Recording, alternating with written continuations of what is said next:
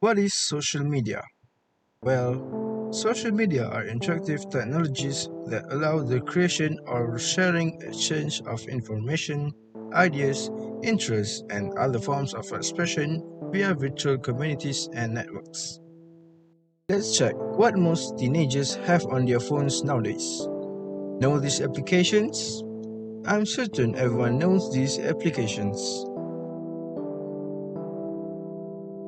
Now, let me ask you, dear viewer, how long do you use these applications daily? How did they manage to entertain us? How did they manage to attract our focus so seamlessly?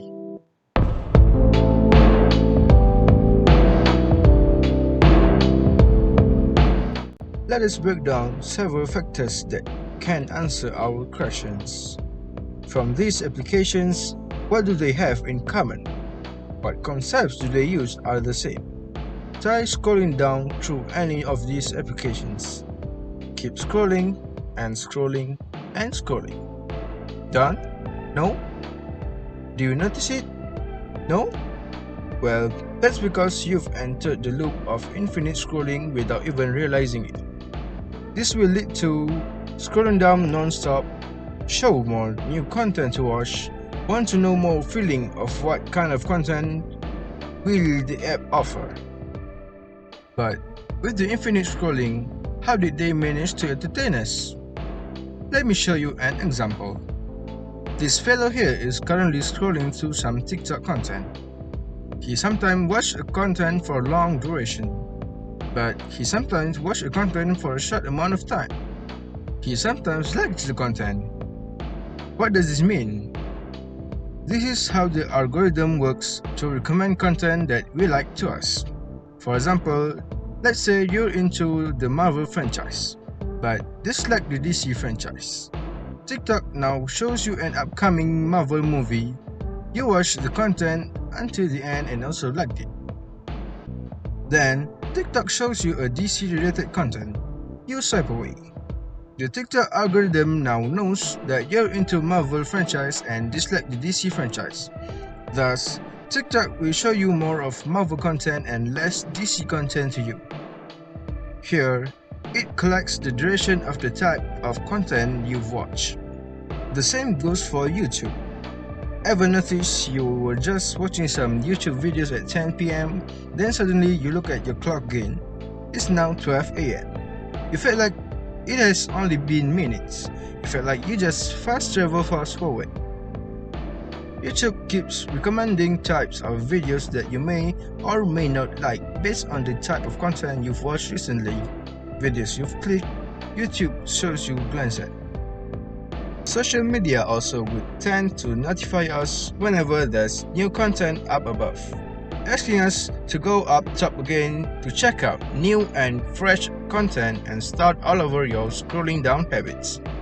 This has managed us to endlessly scroll and refresh these applications to get fresher videos or posts, logged into our phones for hours per day.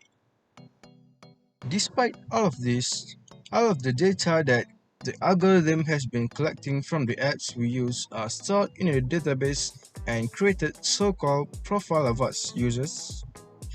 These profiles have every single bit of information about ourselves on how we have used the internet all this time.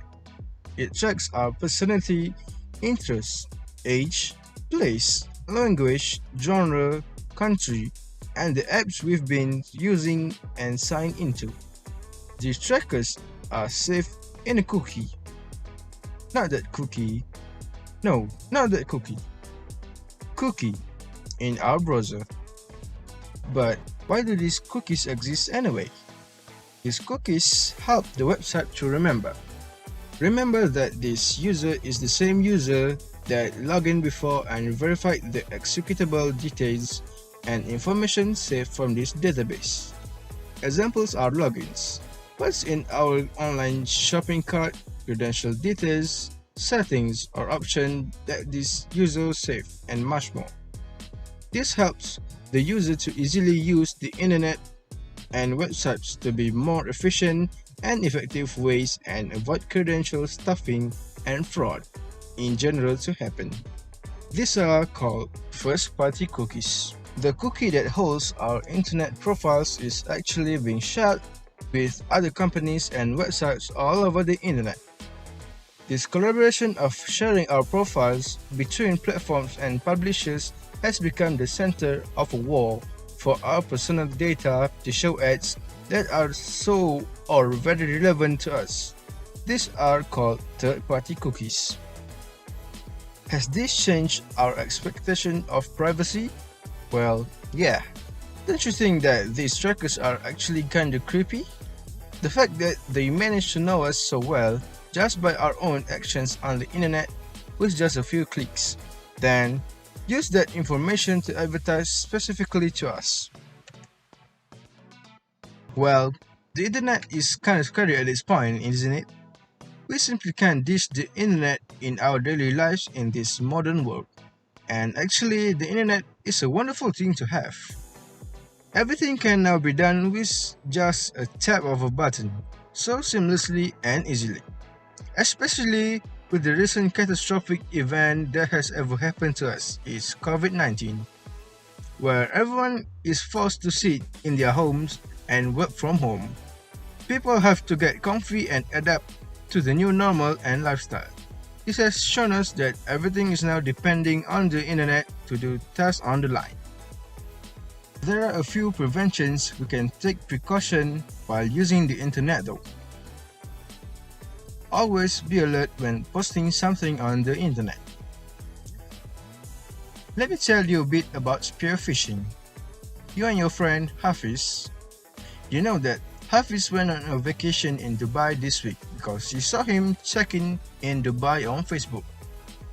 Suddenly, you got an email and it was Hafiz. He said that his wallet, passport, and phone were stolen. He gladly remembered your email address. He said he doesn't want to do this, but could you lend him some money for his new passport using this link? I will pay you back once I get home. Thanks, buddy. You're my only hope. Obviously, you would want to help your friend out, and you send him the money. Well, the email you just received isn't really your friend Hafiz. How could this be possible? Hafiz's privacy setting was wide open for everyone, so everyone can see his location check-in in Dubai, including our scammer. It only takes the scammer a few clicks to go to Hafiz's profile and search his friend list, pick you, and surprisingly your profile is also public and you have an email for inquiry provided. And that's how the tale begins. Don't ever share your personal information with anyone else, obviously. For example, your address, face, bank details, passwords, and etc. Only fill your personal information to the site you really know what you are doing. Use incognito mode in your browser. Use browsers that limit these tracking systems such as Brave and Firefox. Tweak the privacy settings in the browser settings. In Microsoft Edge, there is a tracking prevention section if you want your data being tracked or not. Plus, you can simply clear out a bunch of browsing data. Always deny websites asking for sensitive permissions. Take a look at the terms of service. I know your reaction will be, who read this anyway?